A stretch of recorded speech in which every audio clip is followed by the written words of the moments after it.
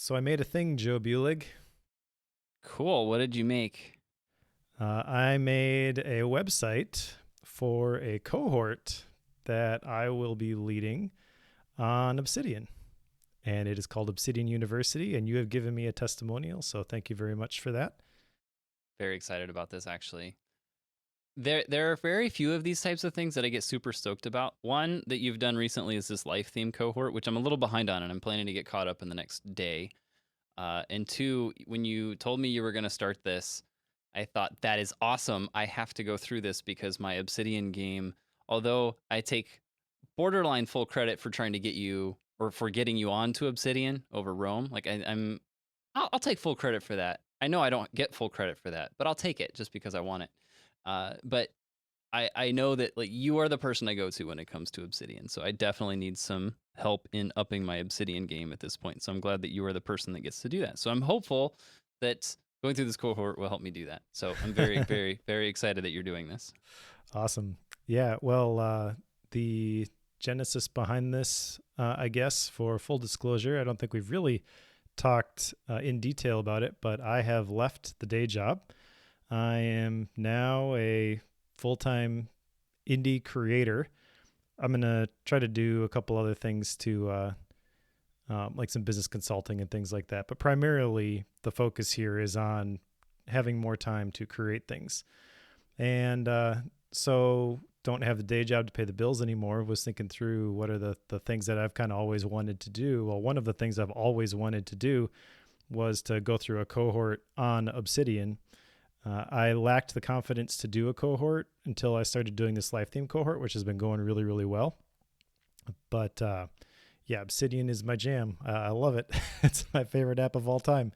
And I've done webinars before on Obsidian. I've even made courses on Obsidian previously, but never been able to go deep in like a done with you format, which is what this cohort is intended to be. I spun up a website last week, which, by the way, can you tell what platform that website is? No, should I? I don't know. I just shared it with a couple other people, and they're like, "Oh, is that WordPress? Oh, is that fill in the blank?" And it's Squarespace. I was So gonna say I didn't look at it that close when I saw it, so I don't remember.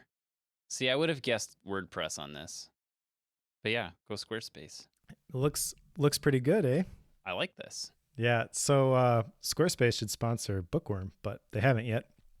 Oh, there's But that. it's cool. It's a really great platform, and they have like this block editor now, so I was able to tweak all the different sections, and there are all the details on that webpage, obsidianuniversity.com.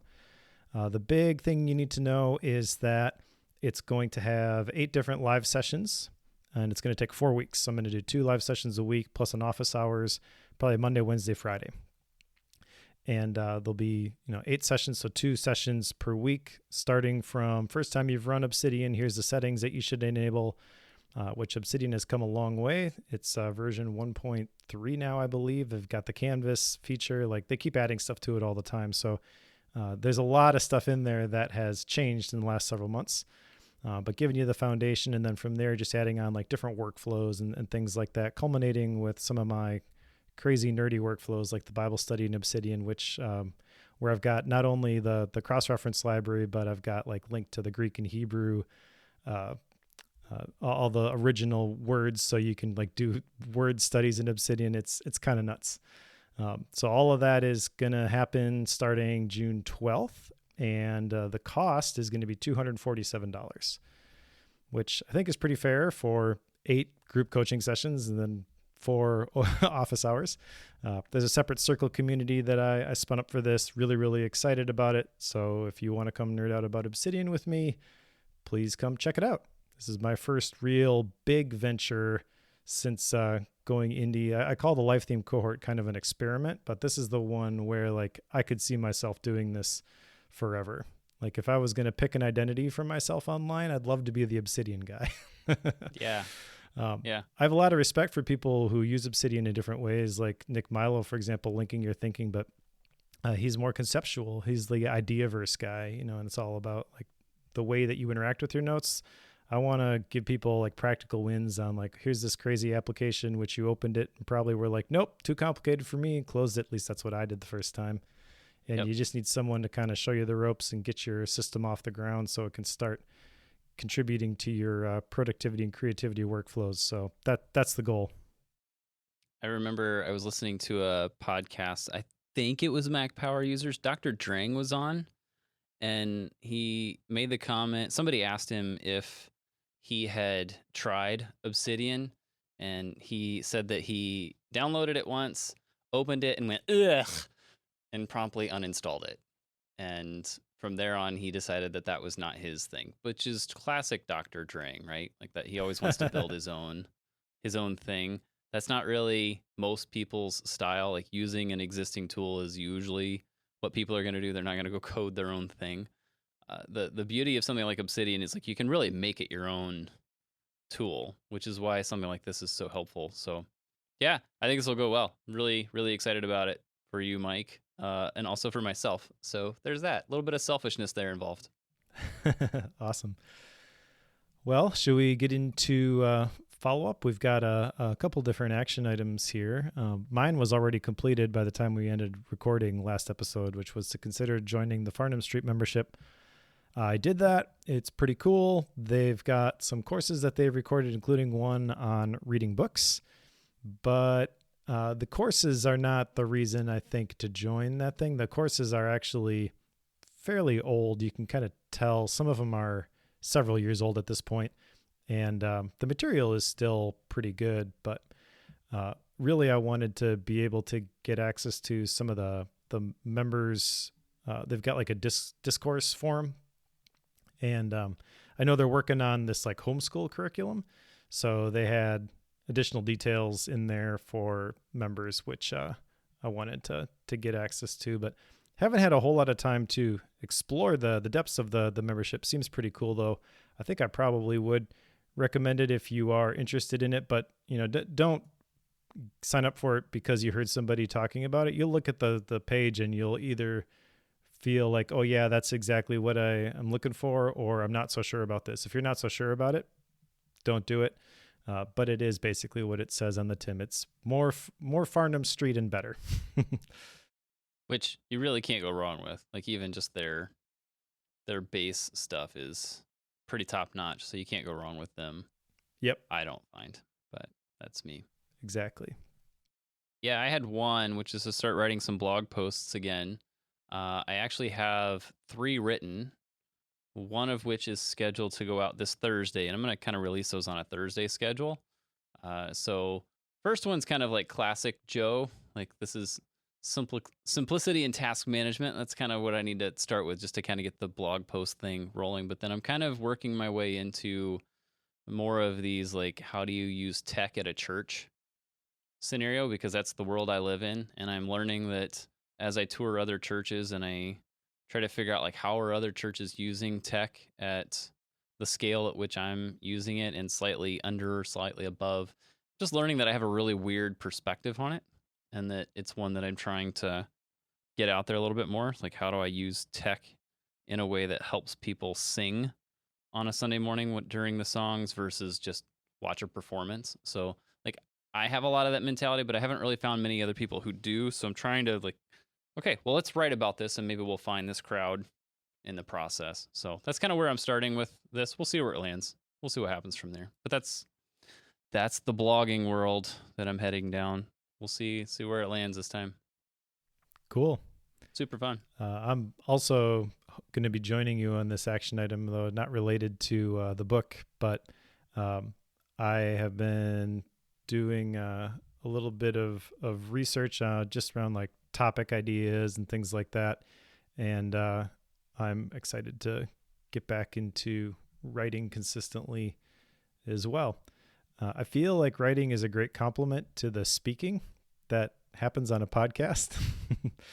There's that, yeah. It's not, I think maybe the tendency is to think, well, I'll pick one or the other. I would encourage people to do both because it comes out different via audio than it does when I have time to sit down and think about what I'm going to write. So I'm excited to read your blog posts. That'll be fun. I hope. We'll see. All right. Well, let's talk about today's book, which is The Gap and the Gain by Dr. Benjamin Hardy and Dan Sullivan. I have brought up this concept, I feel, many times on not just Bookworm, but other podcasts and newsletters. And it's just one of those things that seems to bubble up in a lot of different conversations that I have. And it's an idea that was created by Dan Sullivan. He's the creator of Strategic Coach.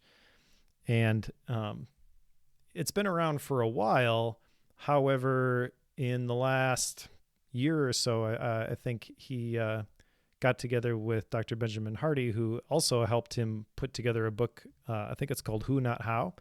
So basically, Dr. Benjamin Hardy has become Dan Sullivan's writing buddy.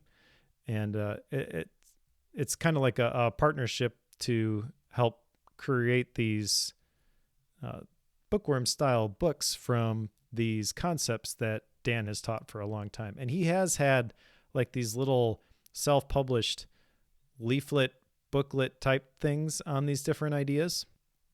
But this was the first time I've seen The Gap and the Gain in an actual printed, hardcover format like a lot of the other books that we read. Now, going into this, I have to admit, this is a very short 170 pages. There is definitely an opportunity here to judge this as well. This could have been just a blog post because there's a whole bunch of like single pages with single quotes on them, because Dr. Ben Hardy is the one who's writing this, but Dan Sullivan is the one with the idea. So basically those pages with those quotes, those come from conversations about this topic with Dan Sullivan.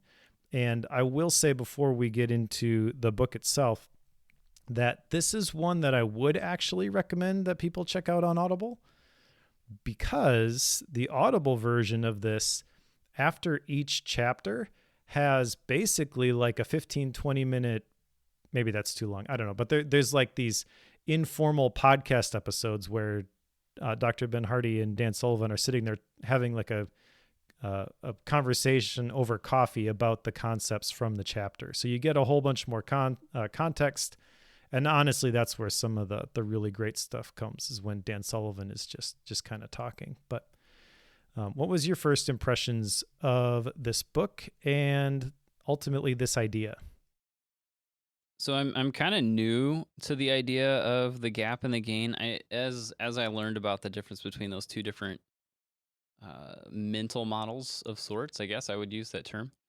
I realized that this is something like I've thought this way with the gap mentality for a while in a lot of arenas, but I also sometimes will step out of that and think with this gain mentality. So once I understood like what is he referring to by the gap and the gain, my next question was, okay, if that's the entire book, what's the rest of the book gonna hold? So like the blog post thing you were talking about, like it's almost where you could say, yeah, you could probably do this in a blog post. You write like a 2,000 word blog post and you could probably get this there. I don't know that really would do the topic justice though, because I feel like this is a big enough idea that it warrants putting a book around it, even though there are a lot of, I don't want to say filler because that's not the right word. There's a lot of like detail put around subtopics for those that helps put a lot of meat behind the ideas. So this might be a weird case where, yeah, this probably could have been a blog post, but I'm not sure I would want it in that format. If I had a blog post sent to me that was called The Gap and the Gain, and I understood like roughly what that was, read the whole blog post, I don't think it would have the impact that an entire book like this would have. So I don't know how I feel about that, because I normally don't like it when people do a book that could have been a blog post. So I'm a little bit torn in that regard. Well, it can and it can't be done as a blog post, I feel. It can be done as a blog post in that you can get the gist of the idea in probably a package of about 2,000 words. However, you're not getting the real value of the idea without diving deep into it. And that's exactly what Dr. Benjamin Hardy has done here. I'm not sure if you looked at the back of the book with all of the references. There's a ridiculous number of references. A ridiculous number of references, right? And so that's really what I feel validates a lot of the ideas in here. And if you just lose all that context, it's just something somebody said, and it loses some of the punch, I guess. So I actually am very glad that this format exists, but I think people need to understand that going into it. There will be the opportunity to be like, oh, well, they're just extending this. But honestly, I think it's actually not nearly as long as it could have been. A lot of the references, for example, he'll have a single sentence and he'll have 3 different references of studies that support that statement. Whereas maybe other books that we have read, they'll talk about that for the next several pages, trying to summarize everything that those studies said. So I feel like it's, in terms of the number of words, it's a pretty quick read, but that is actually the author doing the job of condensing it down for us, which I wish more books that we read took that approach. Yeah, I just glanced. There's 40-ish, 42 pages at the back of the book, which are all endnotes, references, index, and the like. So the book itself is 172 pages with 40 some pages at the back after that to cite things and such. So yeah, he definitely covered his tail as far as like, here's where this came from. So good job. Yep. Well done, Mr. Hardy. All right. So maybe let's start here by going into the introduction. And I guess I should kind of preface this. There's 2 different parts to this book. There's an introduction before the first part. Part 1 is get out of the gap. Part 2 is get into the gain. And then there's a short conclusion at the end. So only 2 parts, not 3, which is kind of refreshing because it's right there in the title, the gap and the gain. There's really no need for a third part. You probably could spin one up if you really, really wanted to, but that's not the approach that they took. You could have, I guess, done the gap, the gain, and then getting from one to the other. Like you could have done maybe some of that, but he kind of does it all in the 2. So yeah, there are opportunities here to extend this for sure, but they did not take that approach. In fact, the real concept of the gap and the gain really comes through in this introductory section. There's a visual here where it talks about your brain, and I'll try to describe this via podcast and audio, but it's not going to be effective. So basically, there are 2 approaches we can take to things, and one is to look at where we are right now. So imagine a dot like right in the middle of the screen, right? And then on a vertical axis, you compare that to your ideal, which is above that dot. And that results in you always looking at how far you have to go. And this is the problem with goals, is that when you are striving for a goal, you never can get there fast enough. You can never do it good enough. Before long, you get frustrated at the lack of progress that you're making. You're noticing all the things that are going wrong and getting in your way, and that creates what's known as the gap. And he says the other way to do this is to take where you're currently at and measure backwards, look at, where you're at versus where you started. And obviously what that does is it helps you to recognize the growth that has occurred and the progress that you have already made.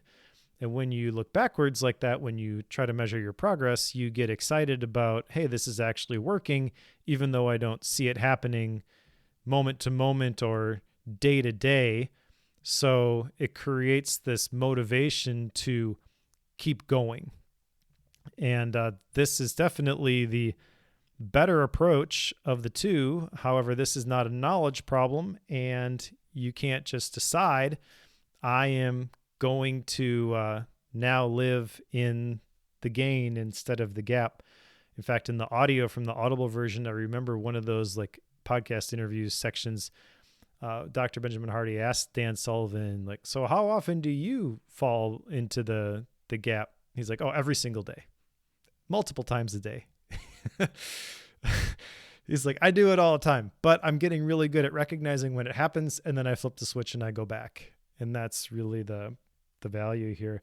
I think the recognizing these two things is really important, because in this first section, he kind of talks about how only 14% of American adults say that they are very happy. And he kind of starts with this quote by Thomas Jefferson about how we have the right to life, liberty, and the pursuit of happiness. But just by saying that we're going to be pursuing happiness, we're implying that we don't have it. And when you're chasing happiness externally, it's because you're disconnected internally and you're trying to fill that gap. He also talks about how high achievers are particularly prone to be in the gap, and everything in life happens for you, not to you. So a couple like really important perspective changes here, coupled with this idea of hedonic adaptation, which is where we're never satisfied with what we get because we get used to it quickly. The goalposts keep moving. As soon as we get somewhere, we feel like there's somewhere else we should be. This is where like a lot of light bulbs clicked for me. Obviously, it's the introduction. He's kind of explaining the difference between the gap and the gain, but I hadn't really considered the detriments of like the scale of the detriments of constantly looking at what you're trying to achieve and measuring between where I'm at now and that spot. Like it never really occurred to me that that's a negative or could be a negative till he started explaining this. And by the end of the introduction, then I'm like, huh, apparently I do that a lot, because I constantly see the stuff that I have not accomplished that I want to accomplish, and then by proxy, all the things that I need to do that I continue to not do, that I have to achieve in order to get the goal that I'm trying to work towards. So maybe that's the bad word to use, the goal term, but I just find that the picture that you can see in your brain of like where I'm at now, where I want to be, and then if you're constantly looking at that, instead of seeing like all the steps to get there, which you may do, but you tend to see like all the shortcomings that you have and that would be preventing you from achieving that.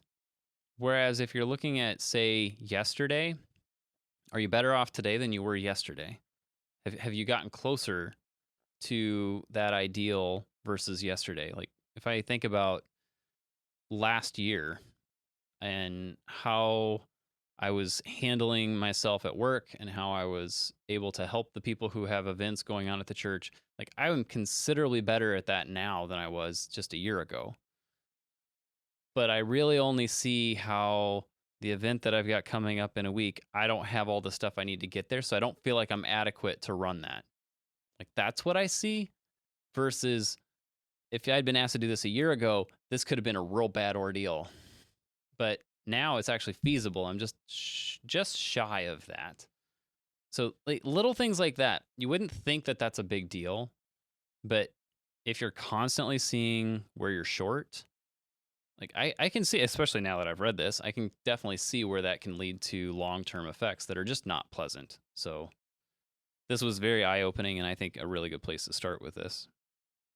Well, let's talk about the needs that you brought up there, because that is addressed in the first chapter.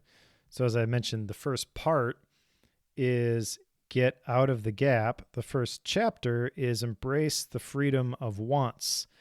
And the core idea there is to recognize that everything that you're striving for is a want, not a need. He defines a need as unresolved internal pain. And on the surface, I think there's a lot of narrative in the productivity space which would kind of say, like, that's not the way to do it. If you don't really want something enough, if you don't believe in it enough, if you don't need it, then you're not going to put in the effort in order to to get it.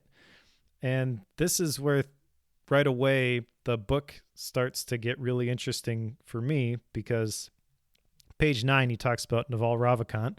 So great timing picking that one right before this. Yep.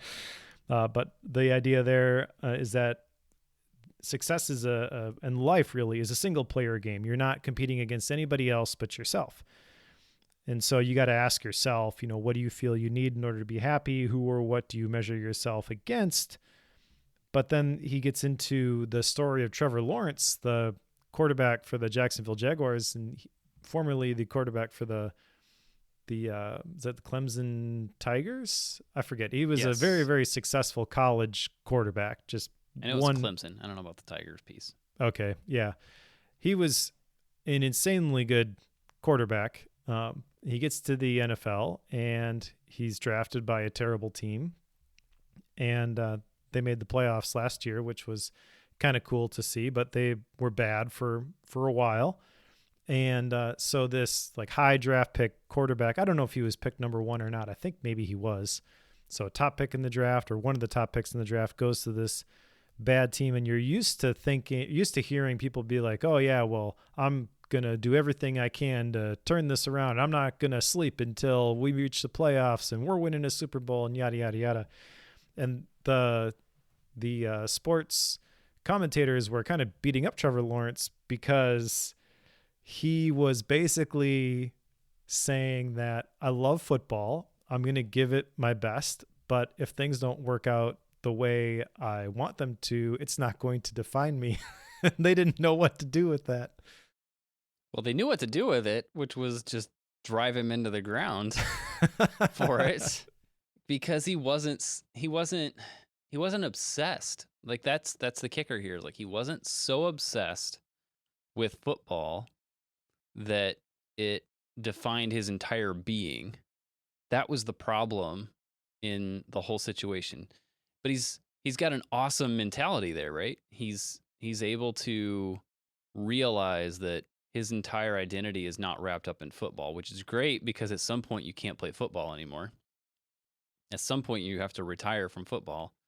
I don't know many 80-year-olds who are playing football.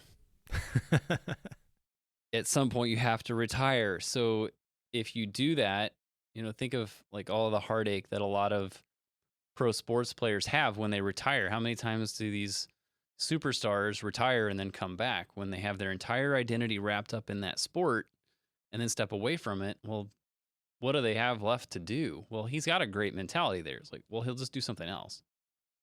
So It's cool to see. But again, the media doesn't know what to do with that. Like, he's super healthy. Well, we only want unhealthy pro sports players. Like, it's like that's really all we want. We want people who have an unhealthy relationship and just work constantly. That's what we actually want. Yeah, we want people who are obsessive, and that's kind of the point. Is he talks about obsessive versus harmonious passion, and obsessive passion is highly impulsive. It's fueled by emotions and unresolved internal conflict. It's regularly associated with addiction, correlated with low self-esteem. Like, you don't want to be in that camp, right? But harmonious is healthy intrinsic motivation. You control your passion instead of your passion controlling you. But that's not the narrative that the world wants to hear. One of the things that they talk about in this chapter, which I really appreciated that story about Trevor Lawrence, and I felt like it illustrated, was that when you are in the gap, you are desperate to get there because you're trying to escape being here. And that phrasing resonated with me because I can see how I slip into that sometimes. I'm definitely susceptible to that. And I don't want to be. So there's definitely room for growth having gone through this book. But related to that is another key idea here called the 2 types of freedom, which is really, really powerful. The first type is freedom from, which is external, objective. You're not a slave, that kind of thing. I don't have to do this thing anymore. But then there's freedom to, which is internal, subjective. You're your own master. You get to do something else. And that's kind of what Trevor Lawrence is talking about. He's like, I get to play football, and that's great. I'm going to do my best to to be the best that I can be, but ultimately, whatever that best is, I'm good with. I'll know that I gave it my best shot, and I will be completely satisfied when it is time to move on to something else, because he recognizes that he has the freedom to make that transition when he wants to. You definitely see people who are just kind of holding on, right? And maybe they hold on longer than they should, because they have trouble letting go. They have trouble embracing a different identity. So I think there's a lot of different applications of this, but obviously one of them would be transitioning between major life stages. The two different freedoms are interesting to me. Like you really don't think about, like, I have the freedom to do something, but you also have the freedom from something, right? So like it's the difference between being a slave and a master, as he uses here. It's just an interesting concept to me because I don't usually think in those terms. Like I can't say that I've really thought about, I have the freedom to run a soundboard the way I want to run it. I'm not free from something. I have the autonomy to be able to do that. Now that's a bad example because I don't know many soundboards or people who are dictated to use a thing like that in a certain way. But I think you get my point. Like I just don't think I really have processed that at a deep level. So there's some action items later on we'll talk about that I think will maybe help me with that to some degree. But this is like getting into the territory where, like, again, I haven't really thought through that terminology. So this goes back to that whole blog post concept, right? This is starting to put some meat on the bones for the gap side of this in a way that, like, I haven't processed it this way. So yes, I understand the gap, but now you're starting to give me a little bit more around that. So again, I'm grateful for that. All right. Well, let's go into chapter 2, which is be self-determined. And by the way, all these chapters have like subheadings as well. So this one is define your own success criteria. And it starts with a story about public education, which was invented in 1918 to get kids out of factories. I'm kind of paraphrasing his words, so if that's factually incorrect, I apologize. Obviously, you and I both homeschool, so people know our thoughts on this already. But the big point he's making here is that it wasn't to train kids to become leaders and creative thinkers. It was an investment in our collective economic future. And this whole structure or system teaches our kids to measure themselves against an external reference point. Just think of like all the standardized tests that you can take and the scores that you get and the percentiles. Like, I totally see the evidence of this. And I think you and I probably at some level have internalized this already. Maybe this added some more context, some more color, some more detail.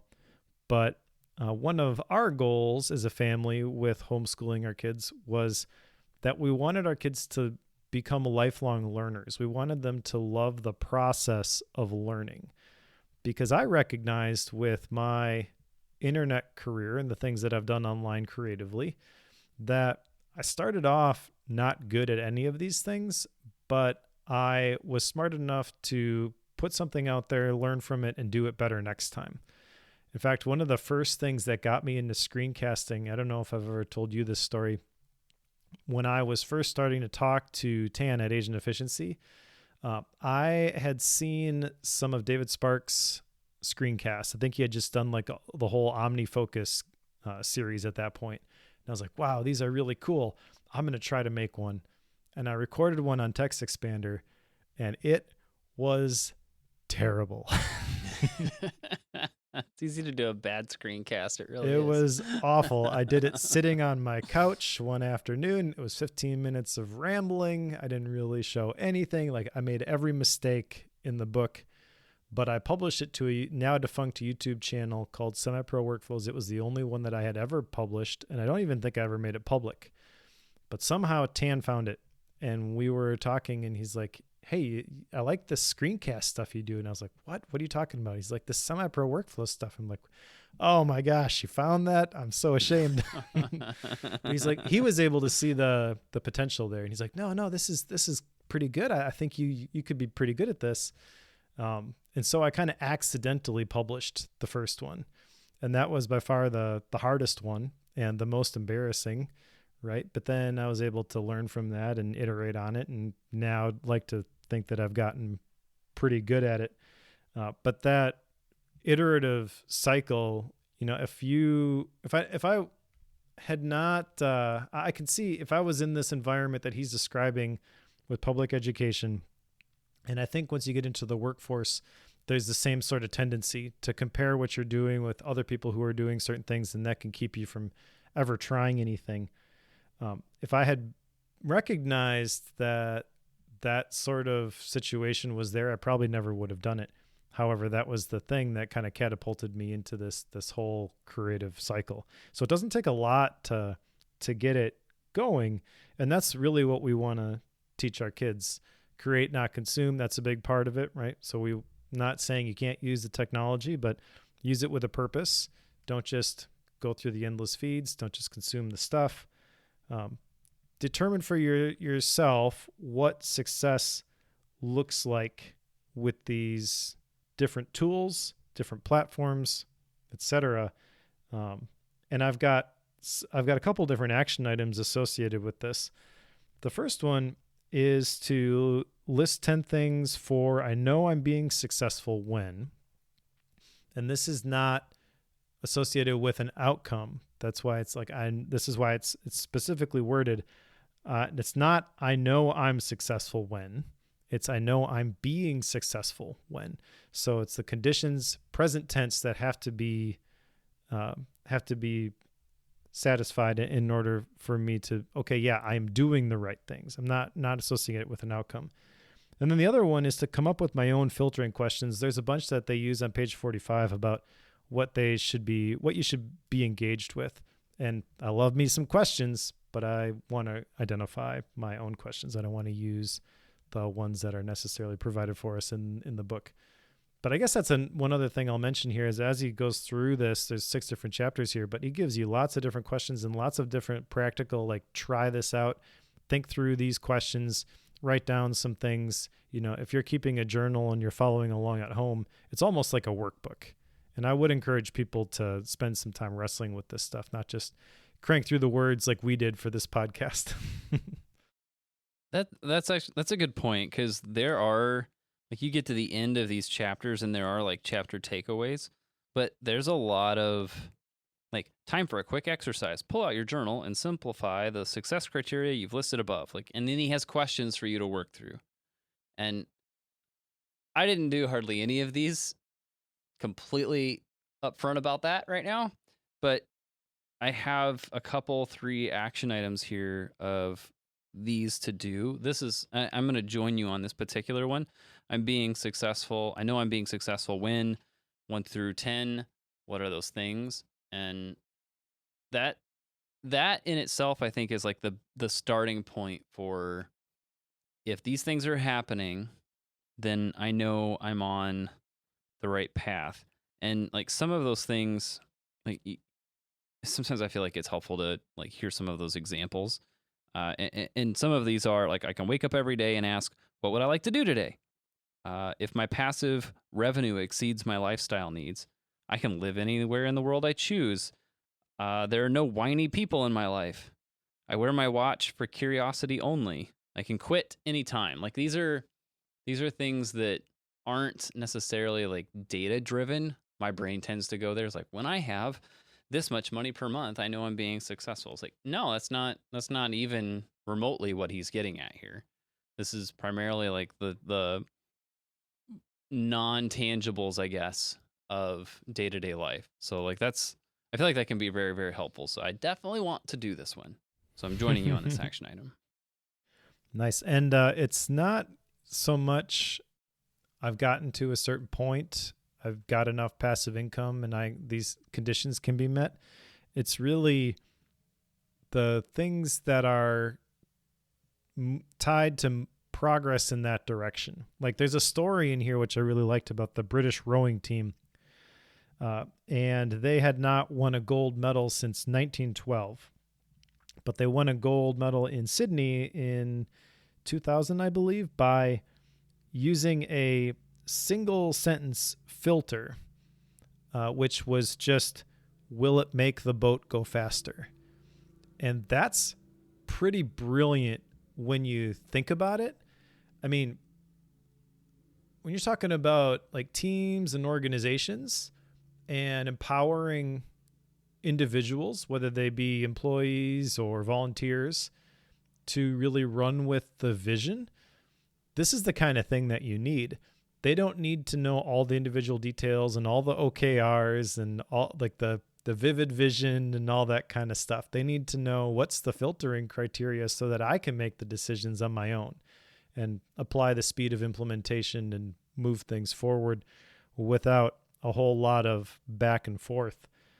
And I love this story, but I also need to figure out what is that single sentence filtering mechanism for me. So we mentioned the life theme cohort earlier.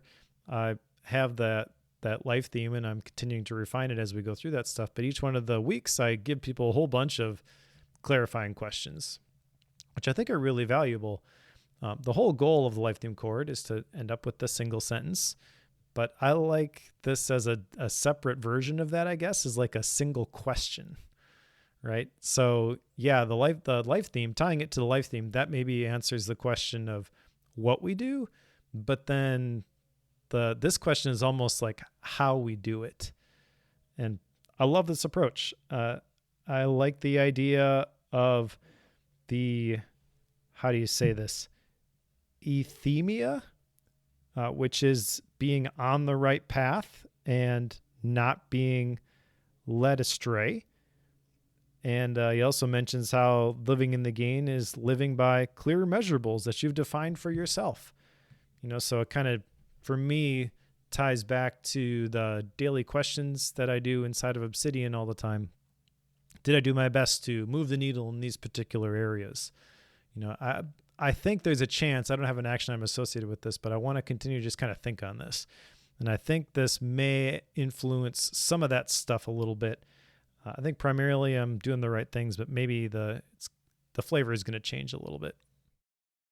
Before we started recording, I told you that I had 3 action items and I could only find 2 of them on my notes. This was the third one, was that filtering system, trying to get narrowed down to that single question. The trick here is that I'm not done with your life theme cohort, so I don't have that part nailed down here. So that might end up being a delayed action item here, but I'm going to at least write it down, start working towards that, because I feel like that would be crazy helpful. Like, should I get donuts this morning? I mean, the answer is yes, but how do I justify it with that question? So, Sure.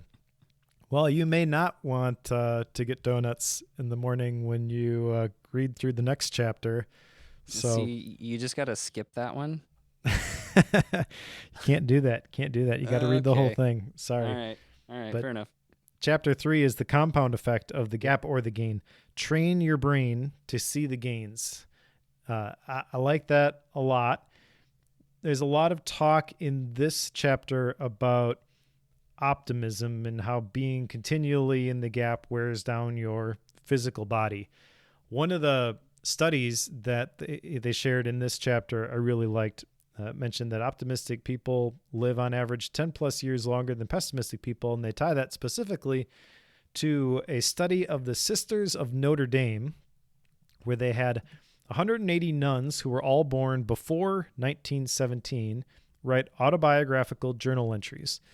And then the nuns whose entries contained overtly joyful content lived on average of 10 years longer. And by age 85, 90% of the happiest nuns were alive compared to 34% of the least happy nuns. And I mean, you could nitpick that study, I guess. There's only 180 people, but I think this is true. For a while, we were going into a local nursing home for a church ministry. Like once a month, we would just go visit with the residents there. We would sometimes play music, play games.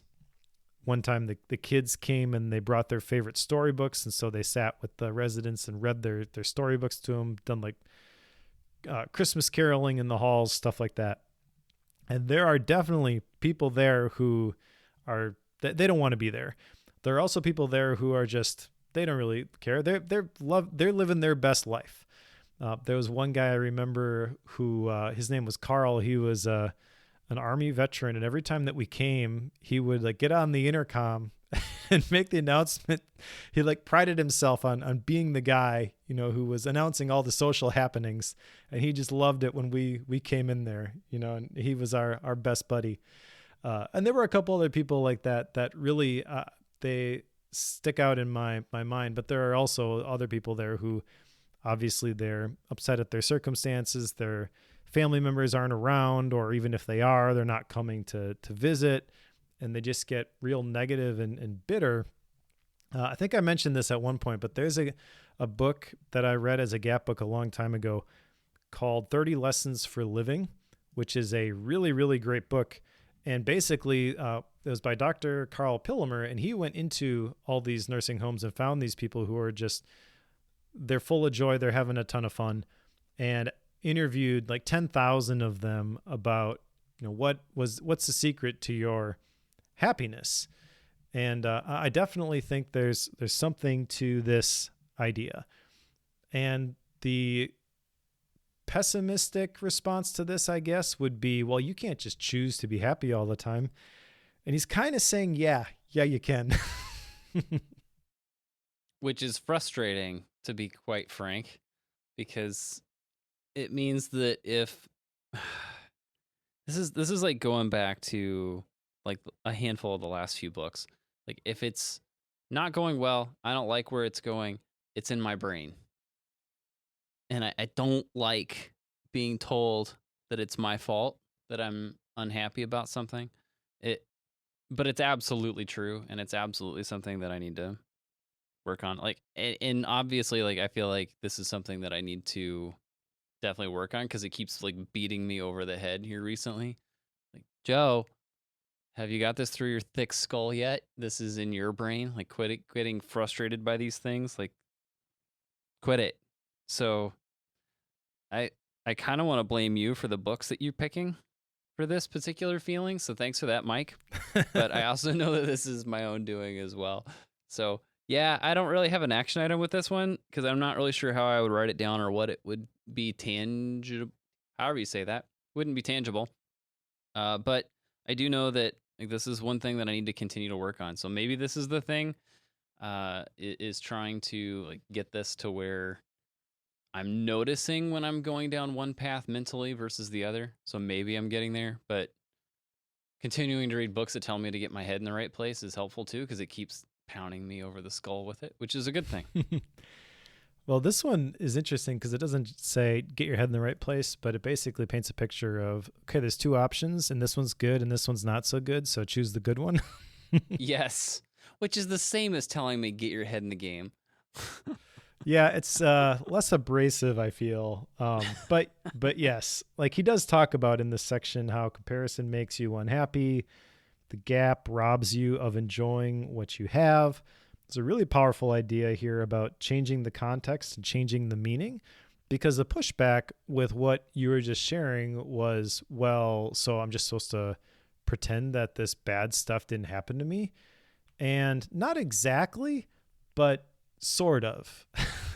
You don't have to you don't have to stay attached to the negativity of those situations. Later on in the second half of the book, he talks about this experience transformer, where you take what happened and you kind of spin it and you use it for good.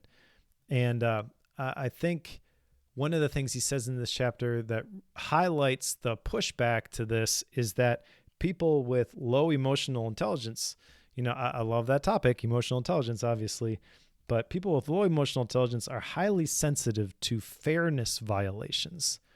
So if you find yourself saying that's not fair, in his words, maybe you have low emotional intelligence.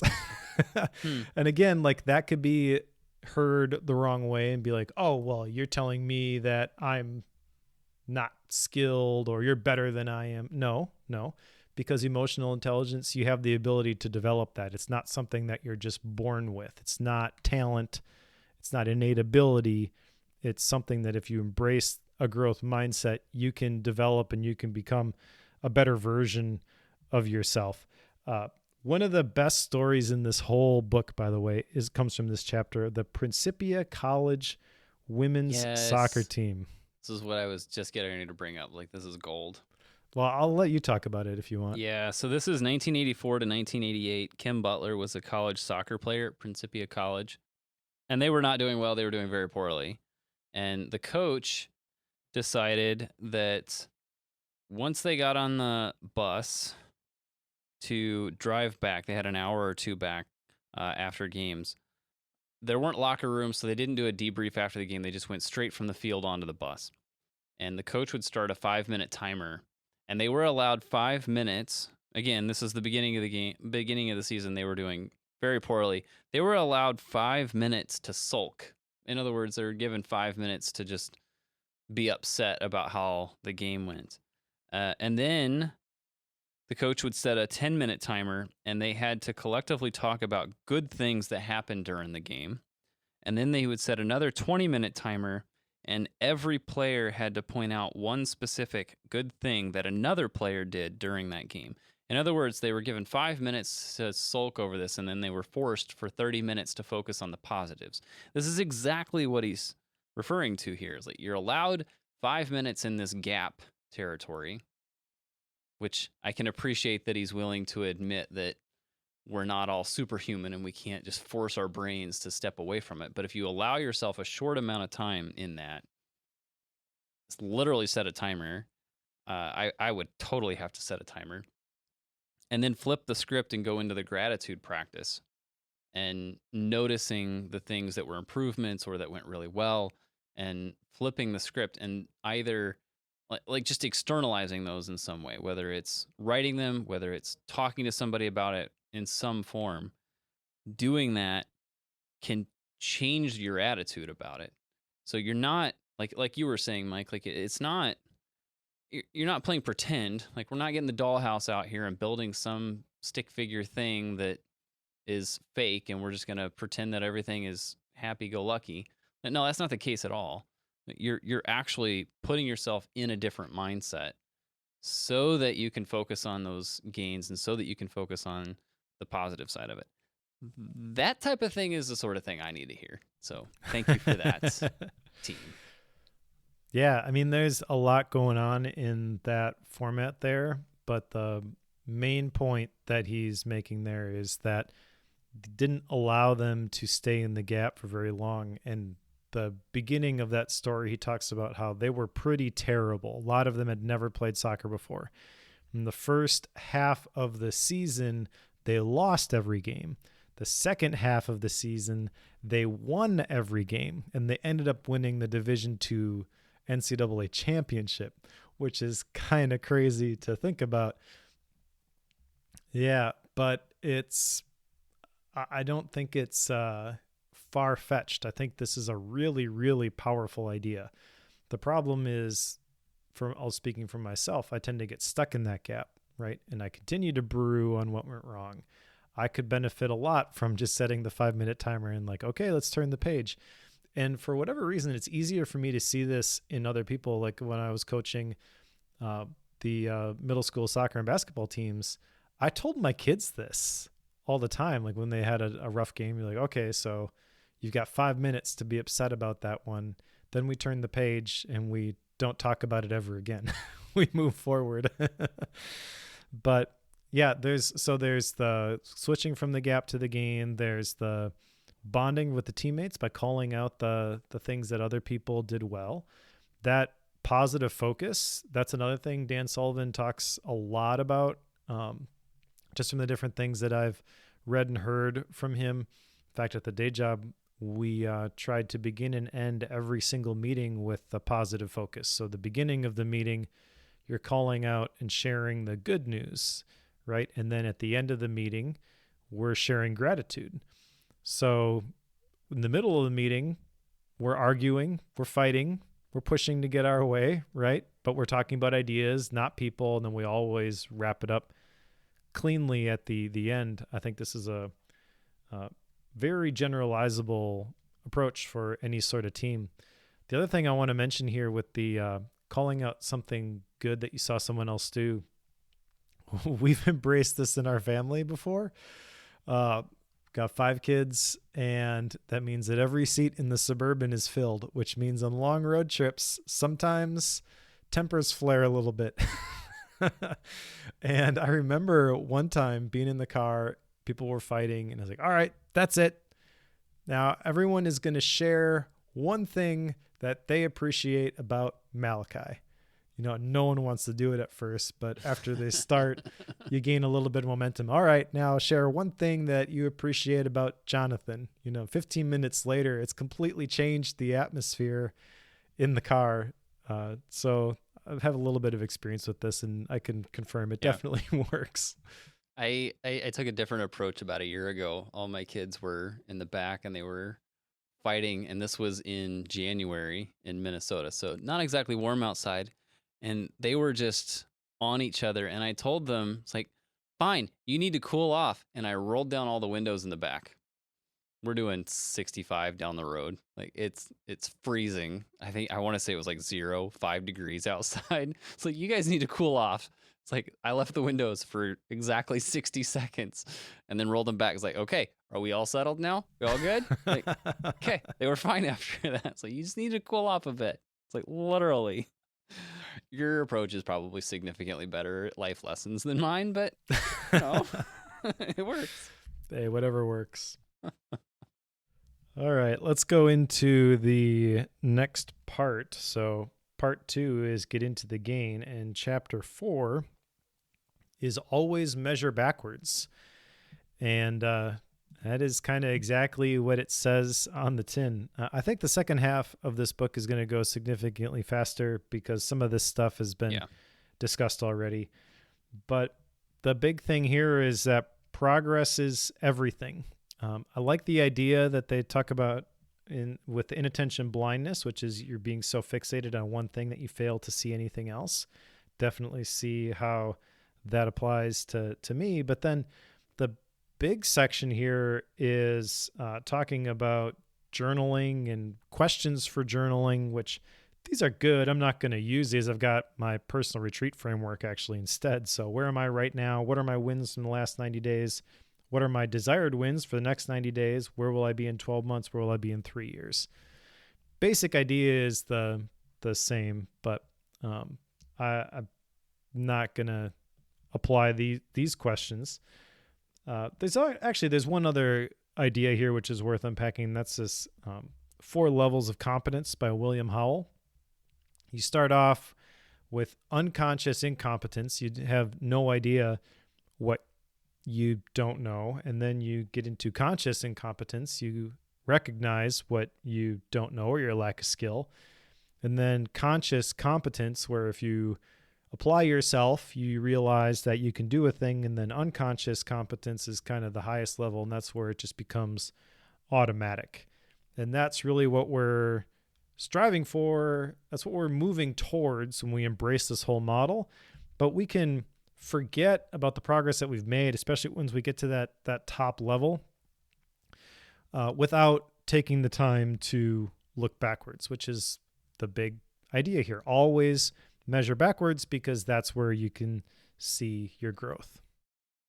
The journaling piece here is the part that caught me the most. He kind of got into this whole, I think this was the section where he was talking about the last hour of your day is the most important, because you're like wrapping up your current day and preparing for the next. And like I have an on again, off again relationship with journaling, and I do it maybe a couple times a week right now. After reading this, I'm starting to realize like that's a really good way to keep an eye on, am I focusing on the distance between where I'm at right now and where I feel like I should be or want to be, need to be, and or am I focusing on where I'm at right now versus where I was like a week ago or even yesterday or earlier in the day? Like those are things that I want to try to keep an eye on. So I just wrote it as get consistent with my evening journaling. Like I already have, I'm similar to you. I don't have like these questions. I don't really want to follow those. I kind of have my own process for that. So I'm gonna follow my own. I just want to get more consistent with it. I just feel like that would be super helpful, especially after reading this. So that's the one piece from this chapter I took away. Well, actually, I think you're starting to get into the next chapter. Is So that where it was? let's actually go there. Yeah. So chapter 5 is measure 3 wins daily. But this is where he talks about the research about the people who use their phones before bed. Oh, And right. so he kind of introduces it in the previous chapter with the concept of journaling. But the specific, like the most valuable hour of your day part, that comes from this chapter, Yes. I Good call. believe. Yeah. No, you're right. I'm flipping through it right now. You are absolutely correct. I just got ahead in my notes apparently. Well, that's okay. I mean, there's it all kind of blends together here in the second half of the book. The first thing he says in this section is that your behaviors before bed are coded into your long-term memory, and he talks about how reactivity breeds more reactivity, which is kind of what you were talking about, breaking that Yep. cycle. And I had kind of the same thought. There's some startling statistics in here, by the way. 96.9% of people use their phones the hour before bed, which I fall into that occasionally, but 90.8% use their phones in bed right before they fall asleep.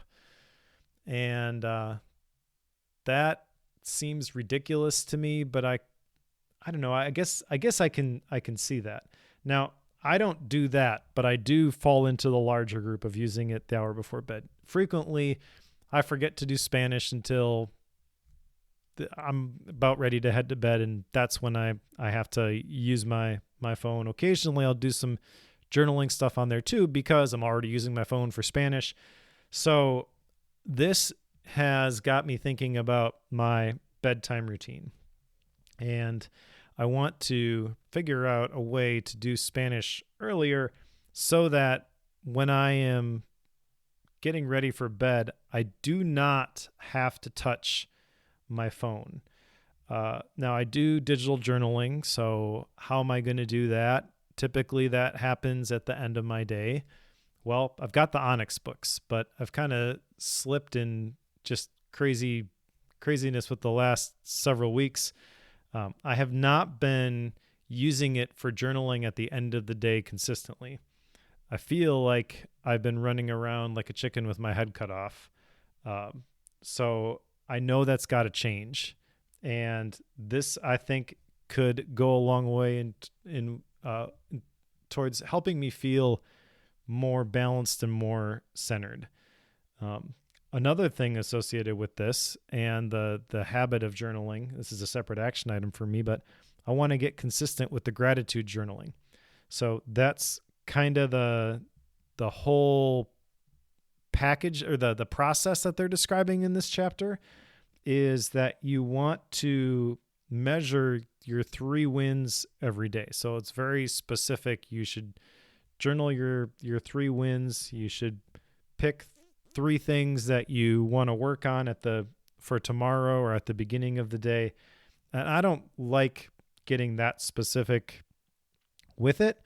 But this really did speak to me. They talked about they showed a quote from Thomas Edison, never go to bed without a request of your subconscious. I feel like by using the phone before bed, I kind of just throw the possibility of that out the window. Whereas if I can see how if I really went all in with this journaling practice, that would produce some of that stuff where it's like, well, let's continue to think on that. And even after I'm like, okay, well, I'm going to leave that until tomorrow, having that in your subconscious, I can see the value of that approach. That's definitely something that I want to do as well. I have a bad habit of I'll crawl into bed and then I'll pull my phone out to check on I've I've played on and off on chess.com for a while now, and I'll pull out my phone and play like some of the daily games that I've got going on and just like make my one move for the day on 2 or 3 games, and I'll do that while I'm in bed and then maybe read an article I've saved to a reading list and then put the phone away. and roll over and try to go to sleep. So like I'm absolutely in this category. Like, okay, this is not good. So I really shouldn't do this. I didn't write this as an action item. I probably should. I'll do this. I'm gonna add an action item here. So I'll take the action item. I need to stop doing that. Just put the phone away. I know this. These are things I know. How many times have we read books about this? How many times have I picked books about this? And yet here I am in the same boat again. Yeah, it's not a knowledge problem, which is why this whole idea of the gap and the gain I feel is so powerful, because that perspective can create the motivation to follow through with some of these things that we know we should do, but we have trouble doing them. Another thing in this chapter that's kind of talked about is this whole idea of like how you end the day and how you start the day. So you don't want to be reacting all the time. You want to be intentional, want to hit the ground running. And they introduce this concept of Pearson's law, which is that when performance is measured, performance improves. And when performance is measured and reported back, the rate of improvement accelerates. And this, in this chapter, kind of speaks to me about the daily journaling stuff and like the daily questions, which I mentioned earlier. This kind of solidifies why this approach is important to me, because it's a way of measuring that performance, but not in a way where you're focused on the gap. I feel like when you focus on the outcomes, and I did this and I accomplished this, that kind of reinforces the gap thinking. But the gain is, I don't know, like the daily questions talked about in Triggers by Marshall Goldsmith really feels like a very complementary idea of staying in the gain. So I tend to continue to do that. I'm with you. All right. The last official chapter here is chapter 6. That is transform every experience into a gain. Big idea in this chapter is that meaning and value are not given to us. We create them. That's kind of a powerful idea. And when you frame an experience in the gap, you lose the power and the ownership over it. It kind of talks about how even traumatic experiences can be changed and that your past isn't fixed, but it's flexible. I guess what do you think about that idea? I don't like it because, again, it means that it's my fault. So it's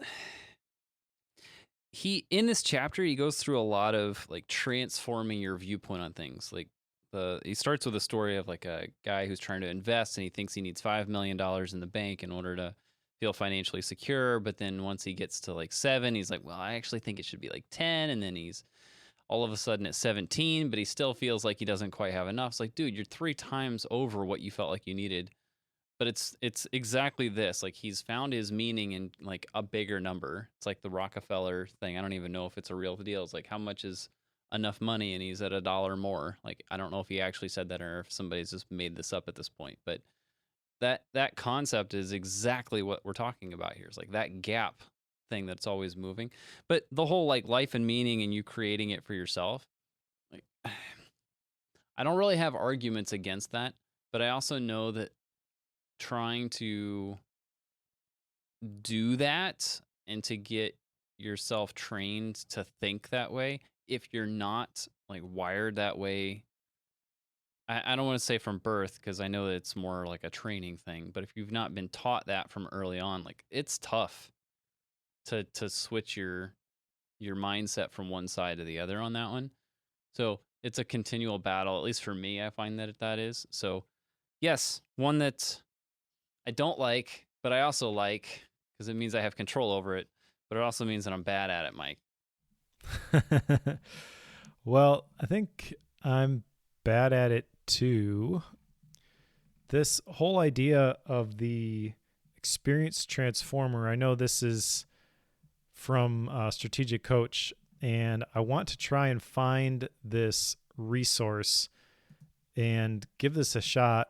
However, I think I've seen this before, and my recollection of it was powerful idea, but too complicated in the tool.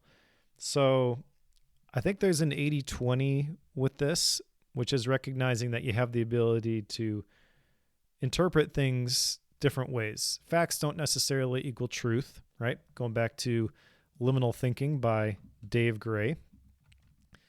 And I want to try and apply this. I want to be, I guess, more psychologically flexible is kind of how he talks about it. Because psychological flexibility basically means that you can manage your emotions, they don't manage you. So you don't really mind what happens, and that leads to less anxiety and depression. He also talks about how successful people don't control events, but they control their response to those events. And so that's challenging to me. I think I can do a better job with that. So I have an action item here for finding that experienced transformer and giving it a shot, but I am not that confident that the actual tool is going to stick with me. This is similar to the whole it's not my fault, but it's my responsibility territory as well. It's also in the territory of I'm not, how do I say this? I'm not sorry for the actions I've taken, but I'm sorry for your response to them. Like it starts to fit into that territory. You know what I mean? Like it's not necessarily, I don't have to get all bent out of shape because somebody else did something. I can't control what they did, but I can control my reaction to it.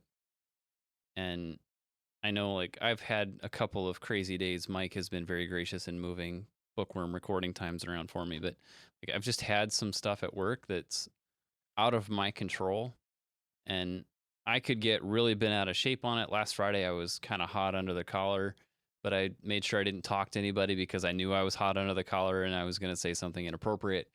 So I didn't speak. I just chose not to say words. Like, just tell me what needs done. I'll do what I can to get it done. And that has served me very well in this particular scenario, because then I know that, like, I still have those relationships fully intact. I didn't, it didn't lead to anything. But that means that, like, you have to be willing to control your actions in those scenarios. But again, I can't control what they do. They may have stepped out of bounds and I feel like they're definitely in the wrong.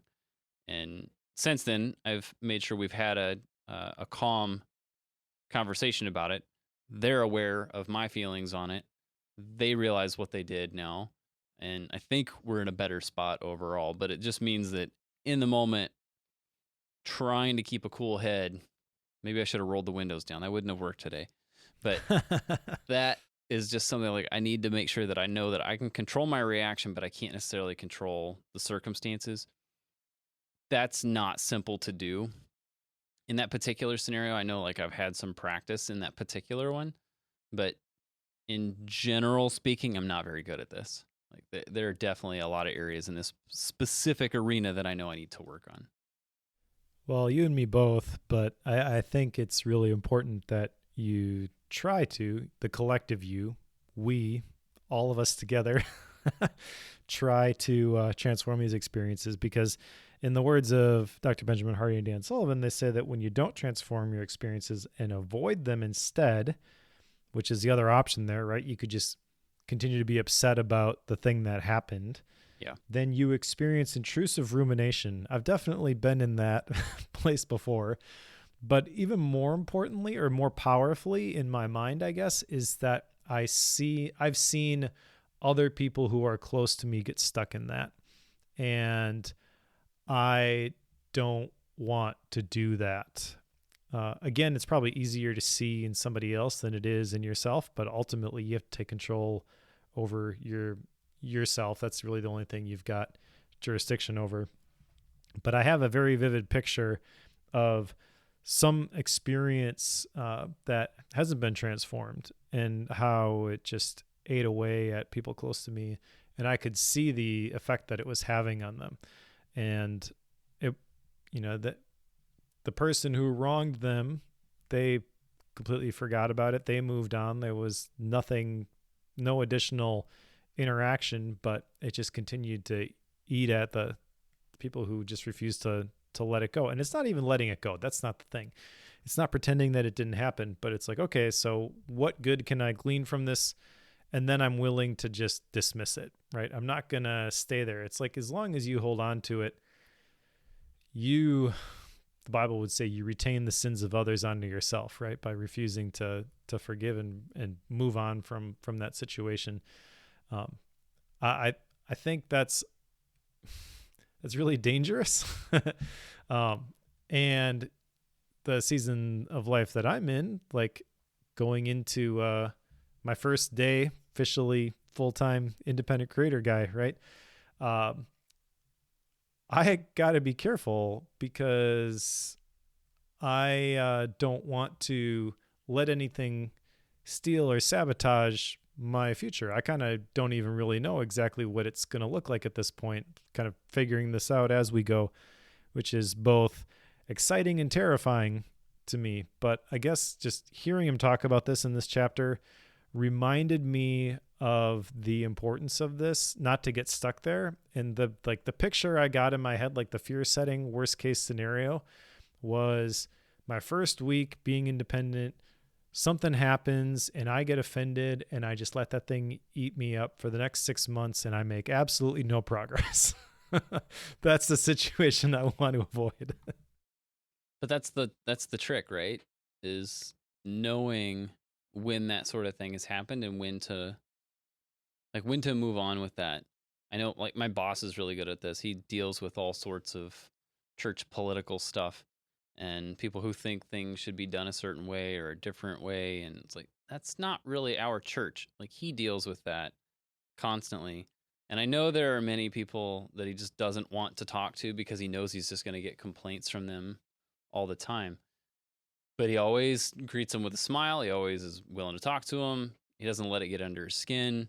It's like, well, maybe they'll eventually understand the overarching situation instead of focusing on this one little tiny thing that doesn't really apply. So, like, I can appreciate his viewpoint on that. It's not one that I feel like I have fully adopted, but it's one that I know that I could learn from. Like, okay, this is a person that I know that I regularly have issues with.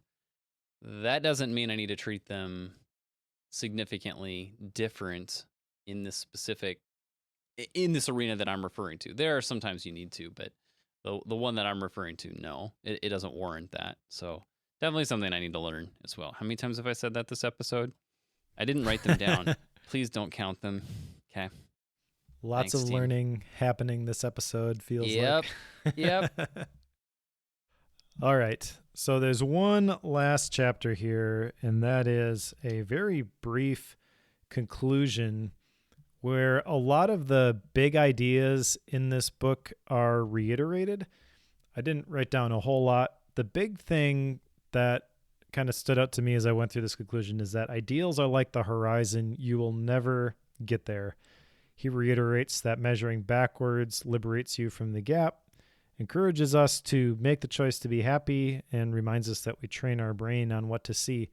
He also shares a whole long list of all of the failures and the times where he's slipped into the gap, which is kind of, it's very motivating to hear him describe it, because measuring backwards, you can see how, like, the first, what seemed like insurmountable obstacles that he encountered, obviously you can see now, like, how he's gotten to that point, but all these points just kind of build on each other.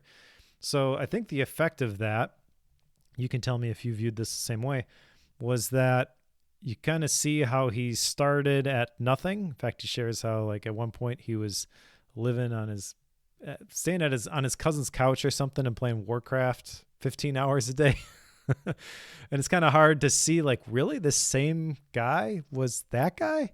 But in this last conclusion, he kind of chronicles every step of that journey and the failures and rejections that happened along the way and how he transformed those experiences. And it just kind of encourages you that, like, you can do it too. I had a hard time accepting that was a true story. Like, there's no way. But yes way. He totally did. I totally believe him. I didn't write anything down on this chapter, but I know that, like, those particular, here's where I've struggled with this in the past.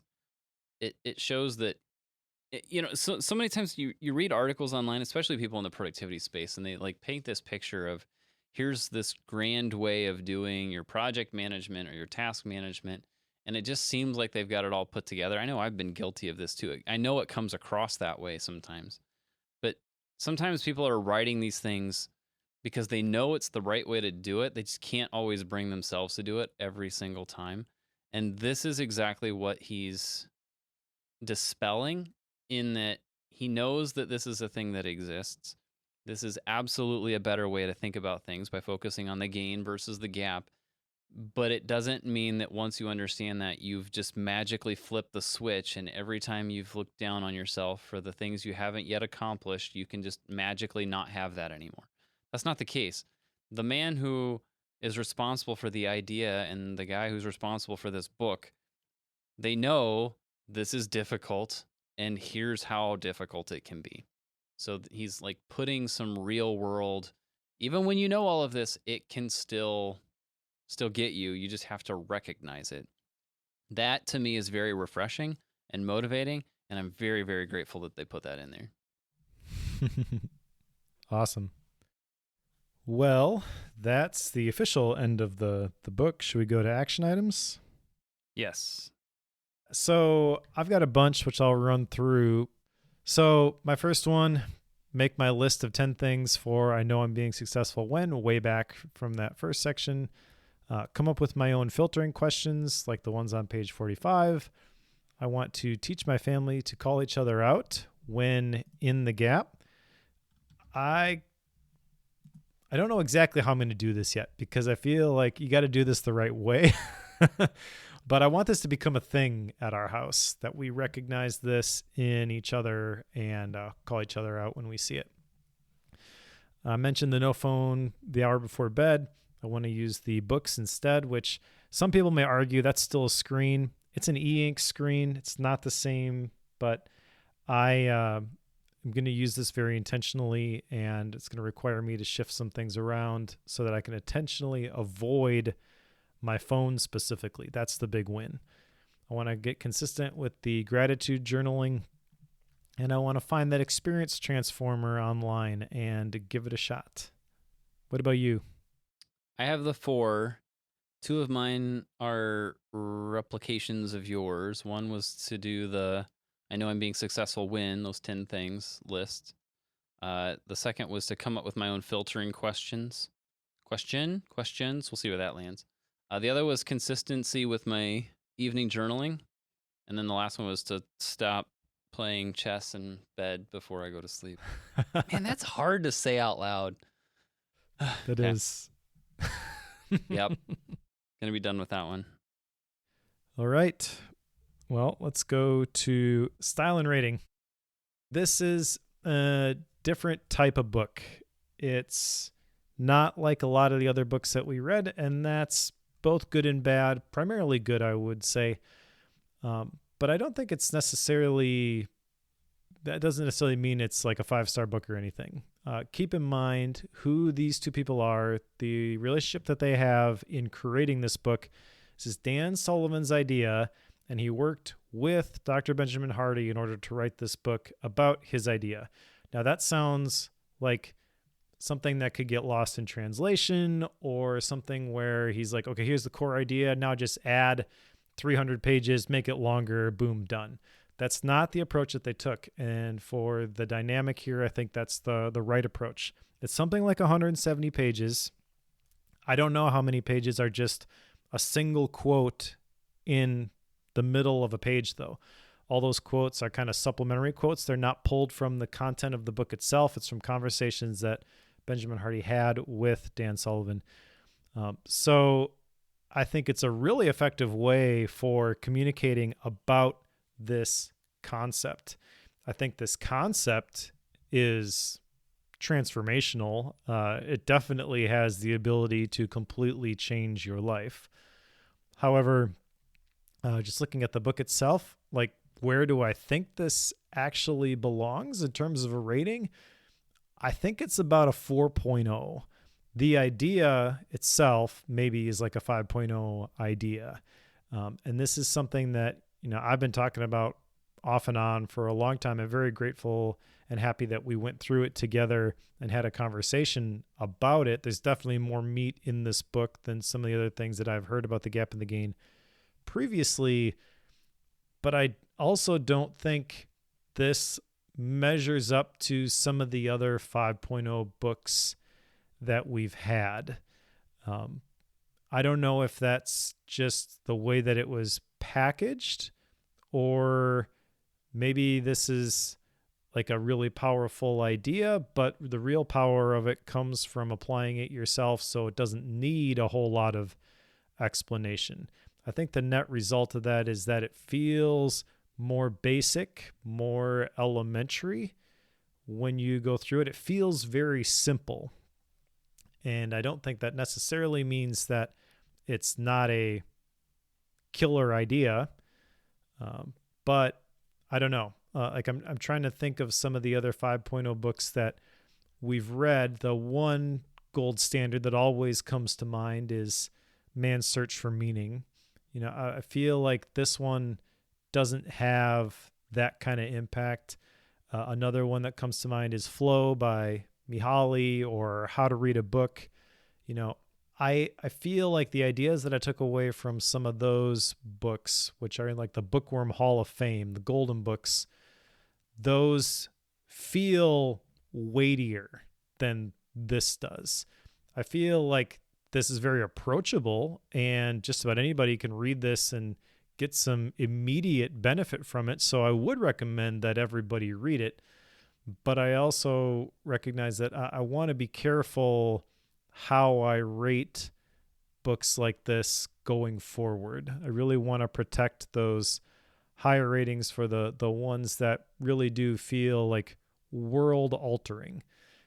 And while this is a really cool idea, and I definitely talk about it a lot, it doesn't feel world altering to me. Maybe that's just because I've encapsulated this idea and just kind of, you know, the idea of syntopical reading, like I've mixed it and mashed it up with a whole bunch of other things that we've read. I think there's a potential that you could come to this book and be like, oh my gosh, this is amazing. Totally a 5-star book. I think it's also possible you could come into this, like we talked about at the beginning, completely miss the plot and be like, oh, this should have been a blog post. So I think the truth of the matter is somewhere in the middle. So I'm going to give it 4 stars. I just want to say that from a style stance, they did really, really well with this.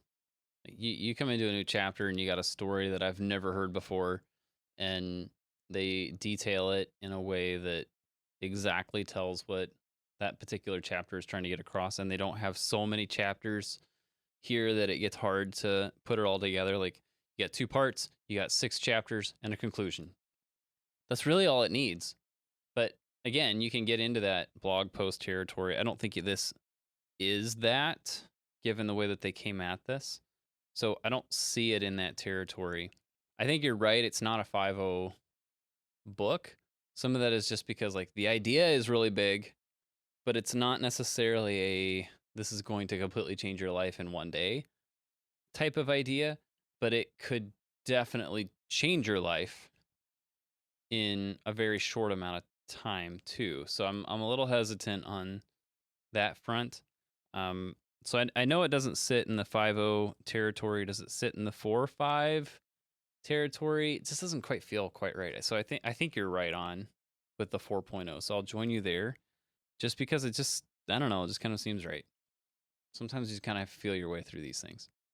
It's my take. Anyway, I really like the book. I've already recommended it to a couple people. I think it's one that a lot of people should read, especially if you find yourself struggling with your mindset on things. Like, if you can't seem to figure out why you always feel down about your entrepreneurial adventures, well, you might just be thinking about it wrong. Like, I feel like this could really help you get your brain in the right spot with that. So I have recommended it directly to a couple people already. So I think a lot of people should pick this up. I don't know if I would say everybody, though. I think I agree with you. The other thing I'll add with this before we put it on the shelf is I really do recommend that people get this one on Audible, which sounds weird because I'm Right. generally against the audiobooks. The best audiobooks for me are ones that I have read previously and I just want to rehear or re-listen to the book itself, or they're like the biographical books like Creativity Inc. I really liked that in Audible format. Um, I guess fiction books too, but I don't really do fiction. So I was just getting ready to say, wait a second. I recognize that would be a good format for like stories, basically. But this one, having the additional material where they actually just are shooting the breeze in between the chapters, I feel like that adds a lot. So that is more valuable, I think, than the actual content in the the book sometimes. Fair enough. Because the book is very formal, but when you get somebody in an informal setting, I feel like the way that they say things sometimes speaks louder than what they're actually saying. So if you're looking for a good Audible candidate, this is one of those. Fair enough. All right. That being said, let's put this one on the shelf. What's next, Joe? Up next is The Things You Can Only See When You Slow Down by Heyman Sunam. Because mindfulness is the thing we need to talk about. Because I'm not being very mindful right now. There you go. And I'm going to drag you along with me. This one's rated pretty high in the Amazon world.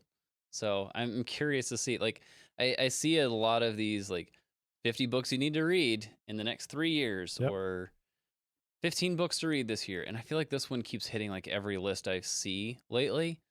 So right now I want to know what the hype's all about, even though it's been around for a while, I think, if I remember correctly. And then what, Mike? Well, just on that topic, I think this is a pretty cool timing for this book. I mean, we just talked about the gap in the game. There's definitely a mindfulness aspect to that. Headspace has been a sponsor of Bookworm the last several episodes, so I've been dabbling with that again. So I'm actually excited to get into that one. But after that, I am picking one from the Bookworm Club. Ward recommended Decoding Greatness by Ron Friedman. And so we're going to go through that one after your book on things that you can only see when you slow down. Sounds good. Well, how about a Gap book, Mike? What you got? I do have a Gap book. I'm reading right now The Richest Man in Babylon by George Clason. This is kind of a classic book that I have heard recommended many, many times, and I have never actually read it. So I'm going through it right now. There you go. How about you? I've been back into Tribe of Mentors lately. So Tim Ferriss's book. I told you this is going to keep coming up. Yep. And I'm not 25% of the way through it. So you may hear me talk about this for about the next year at this point. So there you go. Super fun. All right. Well, thanks for listening, everyone. Thank you specifically to the Bookworm Club premium members. If you want to become a member, you can do so at club.bookworm.fm, and I think also at bookworm.fm/membership. $5 a month, $50 a year helps us keep the lights on here at Bookworm HQ and gets you a couple of perks. I do these mind map files for all of the books that we read, and those are all in the club, along with a pro feed, which is the same show minus the ads, and a bootleg feed, which Joe mentioned earlier. That basically is the moment that we go live, and so it has a little bit of extra stuff at the beginning and at the end of the episodes. Today's bootleg, you get to hear me be frustrated with my technology right before talking about the gap in the game. So that's a separate feed that's available inside the Bookworm Club once you subscribe. So if you want to support the show, we'd love to have you join us, bookworm.fm/membership. And if you're amazing and you read along with us, pick up The Things You Can Only See When You Slow Down. We'll cover that one with you in a couple of weeks.